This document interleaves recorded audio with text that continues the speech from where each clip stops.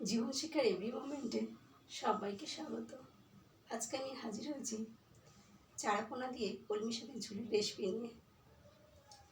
এই ঝোলের রেসিপির জন্য আমি নিয়ে নিয়েছি 2 পিস আলু ও 11টি কলমি শাক। ওভেনে কড়াই চাপিয়ে দিয়েছি। কড়াইটা গরম হওয়া পর্যন্ত করে অপেক্ষা করব। দিয়ে এর মধ্যে দিয়ে দেব 1 টেবিল চামচ সর্ষের তেল।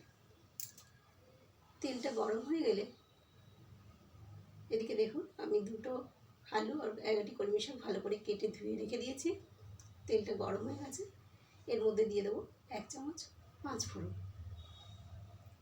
5 ফোড়নটা দিয়ে ভালো করে নাড়িয়ে চাড়িয়ে নেব। নেওয়ার পরে যখন এই ফোড়নটা থেকে গন্ধ বেরোতে শুরু করবে তখন আমি দিয়ে দেবো কেটে রাখা আলুগুলো।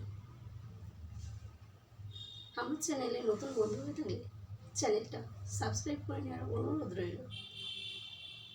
আমি কেটে নিয়ে আলুগুলো কড়াইতে দিয়ে দিলাম।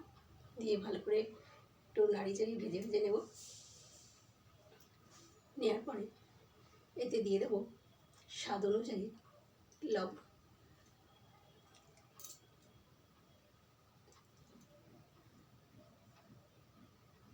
স্বাদ অনুযায়ী লবণটা দিয়ে দিলাম।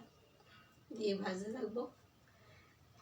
আমার চ্যানেলটা সাবস্ক্রাইব করার সাথে সাথে চ্যানেলটা লাইক শেয়ার কমেন্ট করতেও ভুলবেন না। দেওয়ার পরে এতে দিয়ে দিলাম 1 চামচ হলুদ গুঁড়ো।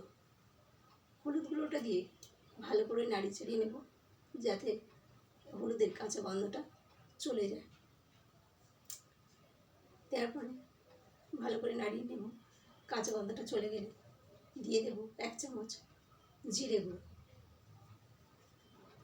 এর মধ্যে দিয়ে দিলাম আমি কুচনো কাঁচা লঙ্কা।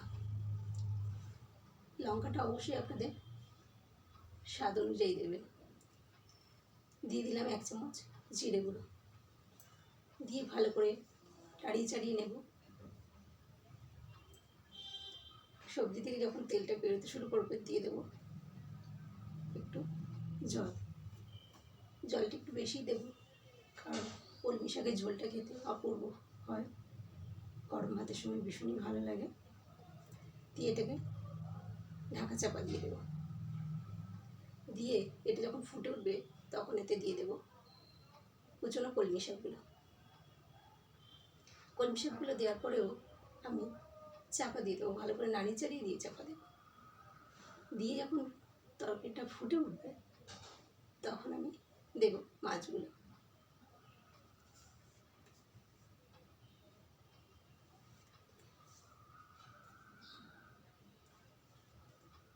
চাপা দিয়ে দিলাম। এরপরে আমি দিয়ে দেবো মাছগুলো। আমার চ্যানেলে নতুন বন্ধু হয়ে থাকলে চ্যানেলটাকে আবারও বললাম সাবস্ক্রাইব করে নেবে। আজকে আমার রেসিপি পর্যন্ত। সবাই ভালো থাকবেন, সুস্থ থাকবেন। আবার অন্য কোনো দিন হাজির হয়ে যাবো অন্য কোনো নতুন রেসিপি নিয়ে। দেখুন আমার তরকারিটাও হয়ে গেছে। এবার আমি ওভেনটাকে অফ করে দেবো।